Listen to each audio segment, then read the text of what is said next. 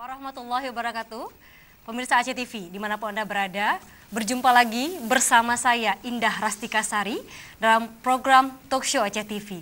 Dan hari ini di edisi Sabtu 21 November 2020, seperti biasanya Talk Show akan membahas kali ini tema kita mengenai cara melindungi kesehatan mental keluarga di masa pandemi seperti saat sekarang ini, COVID-19.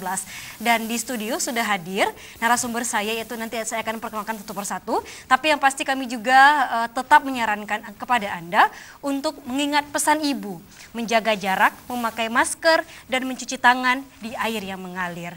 Dan pastinya kami juga mengundang Anda di line telepon, yaitu di nomor yang akan nanti Anda bisa lihat di layar kaca Anda, tapi nanti di segmen kedua. Baik, dan saya akan memperkenalkan satu persatu.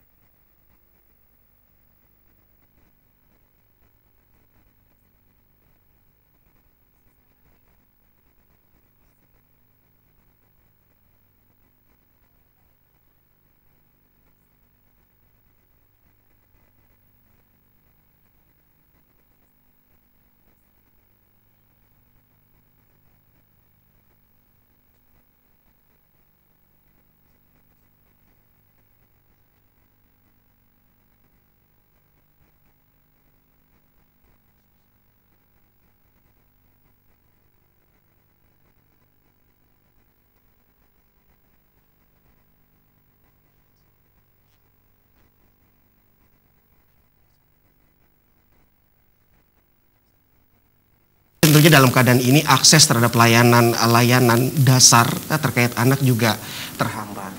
Karena itu kita harus memastikan walaupun dalam masa pandemi layanan-layanan itu tetap ada, berjalan, dan juga orang tua tetap melakukan terus pendekatan dan berdiskusi dengan anak di rumah supaya anak-anak ini tetap positif dan bisa menjalankan rutinitas sehari-hari walaupun ruang geraknya terbatas. Jadi kesehatan jasmani dan rohani atau kesehatan mental juga harus tetap dijaga tentunya. Dan hak-hak juga dipenuhi, layanan juga harus tetap berjalan sehingga anak-anak tetap mendapatkan hak-haknya. Baik, boleh di-share lagi apa kemudian hak-hak yang dasar yang harus dipenuhi kemudian oleh orang tua, oleh lingkungan untuk Iya, anak? betul sekali. Tentunya kalau kita melihat dalam kondisi pandemi kan ya, kalau kita bicara kesehatan itu imunisasi tetap harus layanannya berjalan. Jadi kalau ada misalnya pekan imunisasi atau bulan imunisasi, nanti Puskesmas akan menyampaikan informasinya kapan jadwalnya. Diharapkan orang tua yang mempunyai anak-anak yang umurnya masih perlu diimunisasi, memerlukan imunisasi dasar untuk dilengkapi, ya harus datang ke layanan-layanan tersebut untuk melakukan imunisasi anaknya. Kalau kita bicara belajar dari rumah karena keterbatasan tadi, karena pandemi, ya orang tua harus mendampingi anak-anak dan jangan terlalu mungkin menekan ya, karena beda kondisi belajar di rumah dengan belajar tatap muka yang dengan guru-guru di sekolah. Jadi orang tua juga harus sabar dan memahami anak. dan harus memberikan juga pengertian kepada anak bahwa khawatir itu sebetulnya hal yang normal ya. Khawatir hal yang normal. Itu hal yang normal sekali, was-was itu normal karena ini kan masa pandemi ya. Iya.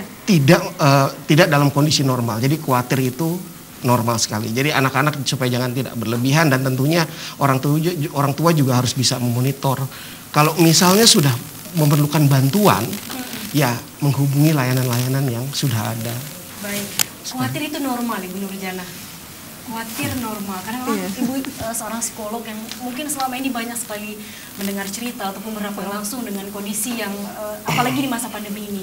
Seperti apa Bu kemudian kondisi-kondisinya untuk keluarga mendampingi anak? Seperti tadi Pak Andi katakan, khawatir itu wajarkah di masa sekarang ini? Iya, benar sekali karena adanya satu perubahan ya, perubahan yang sangat dahsyat yang kita alami di era yang old normal ke era sekarang new normal ya, itu memang banyak banget ya. Jadi era sekarang ya terjadi pergeseran dari yang biasanya tatap muka, yang biasanya di dunia nyata, sekarang banyak ya anak-anak termasuk yang mengalami itu ya harus menikmati dunia maya yang jauh beda banget ya, dan dia harus lebih banyak di rumah.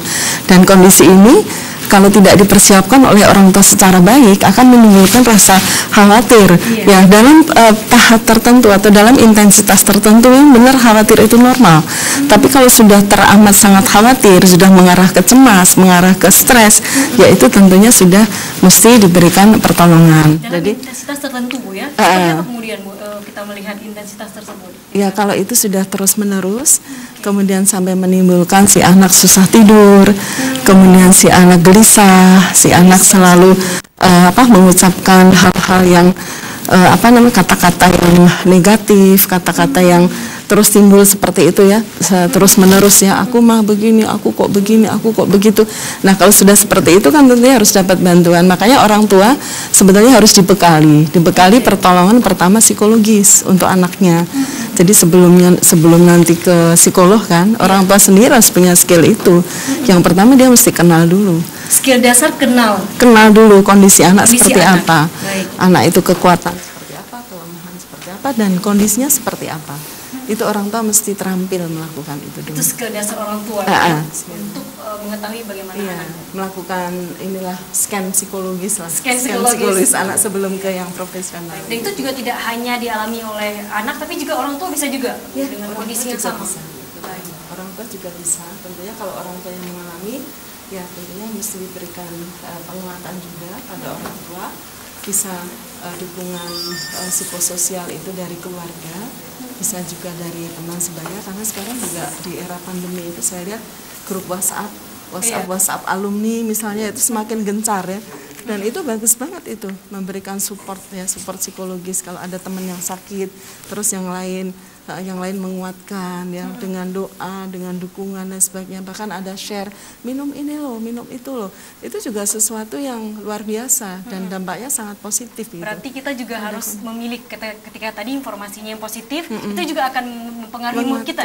Ya, betul, Bu, ya? meningkatkan imun dan meningkatkan imun. Tapi juga ketika tadi informasi yang negatif itu Ibu, itu juga berpengaruh. Iya, sangat berpengaruh. Karena ada juga misalnya seperti case beberapa yang survivor COVID ya, kalau tidak ditindaklanjuti dengan dukungan psikososial yang baik, itu justru setelah COVID malah mengalami mental breakdown.